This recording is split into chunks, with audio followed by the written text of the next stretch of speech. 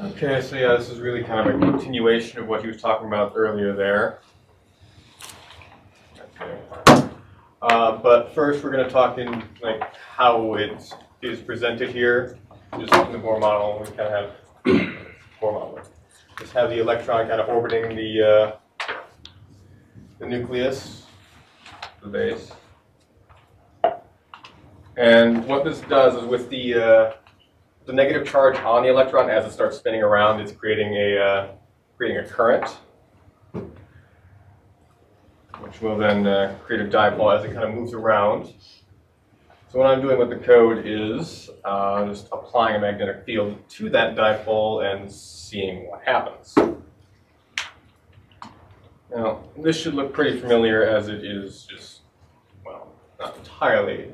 This is at 3.01 nodes, which was the default in the code that I was given, but no fields applied just yet, so we have the eigenenergies there. Now, the way the magnetic field is implemented was the product of the magnetic field and the angular momentum was subtracted from the Hamiltonian, and that was what it was pulling from to then create the later graphs. So here we have a magnetic field of 0.0001, which I had to do because higher numbers pushed everything up and it was impossible to read. You see the splitting between these two here compared to those there. As you increase the magnetic field, what happens is the splitting becomes larger. And again, I'm just running this with several different types of nodes, not entirely necessary, but I just wanted to see what happens when you do that. The trend of the splitting remains the same, and also, as Michael said, the fields drop down a bit. Again, same case here.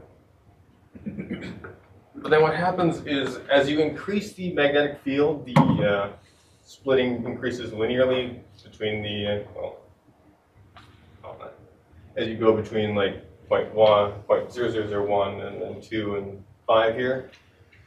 So what happens is, at the first level, which was, no, I'll go back.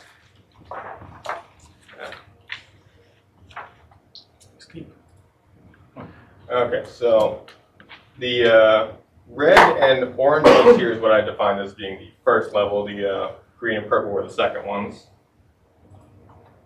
So as you increase the magnetic field, the splitting between those green and purple ones increases more than the red and yellow ones does. Do you sound like that? Excuse me, I don't see red and yellow on your screen. On your it was because it was from the previous graphs. Ah. I didn't want to make Excel try to work that hard for me. So here I have a couple of videos showing what the magnetic field does to the angular momentum here. Now, you're going to want to actually just kind of follow it along because they look almost identical, but the 0.0003 will rotate slightly faster because of the torque that is applied to the magnetic field.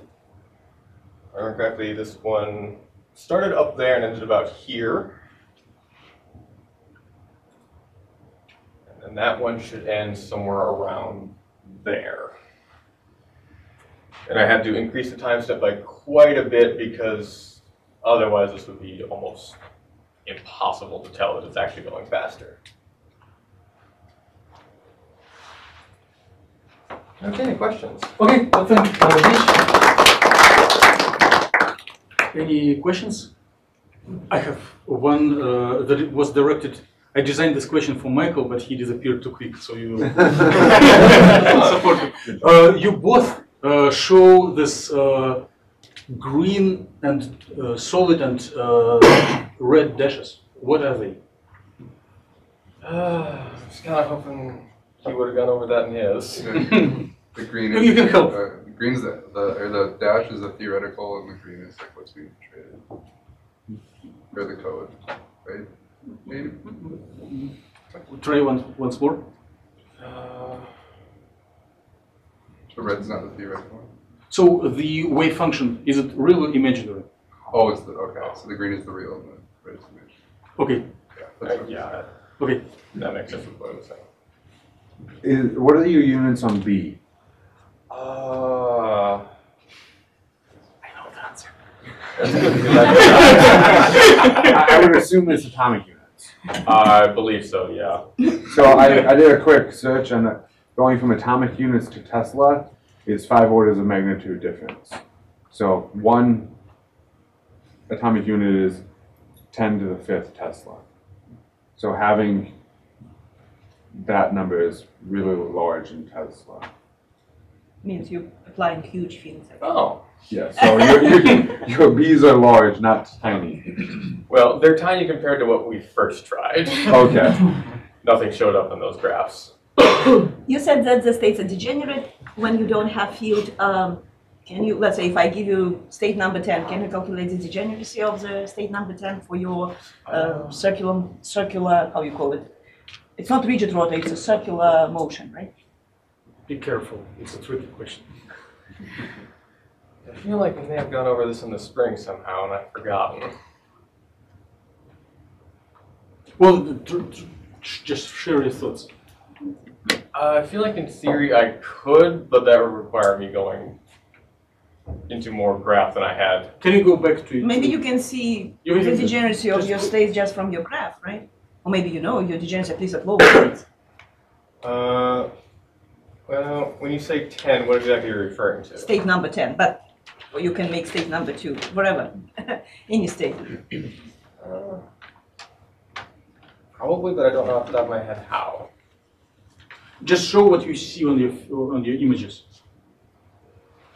Splitting. Splitting, but splitting of how many? How many are splitted? 3, 5? Does it depend on the n? I mean, on the when you go higher and higher, you will have more and more I kind of levels noticed you splitted. just kind of being pairs here, because Ah, those here's two the answer. pairs, those two. Here is the answer. The degeneracy is just 2, and it actually goes with plus or Okay. minus. And it was kind of related to the previous demonstration, your motion with plus or your motion with minus, and this is your degeneracy for the Yeah. circular. If you go to the Three-dimensional rotation. three-dimensional spherical, then of course the degeneracy will be including also your another angles, whatever the name of this angle, azimuthal and whatever. And it will be different degeneracy, like 2L plus 1, yeah. with L your angular momentum quantum number. But in That this case it's sounds- very... that sounds Your answer is correct. Yeah, but this is for three-dimensional case. For two-dimensional case, it's really pairs, means it's doubly degenerate, each state doubly degenerate, independent on the number of the state. Right. And that's why when you apply the field, it's split it in 2. Last chance for questions.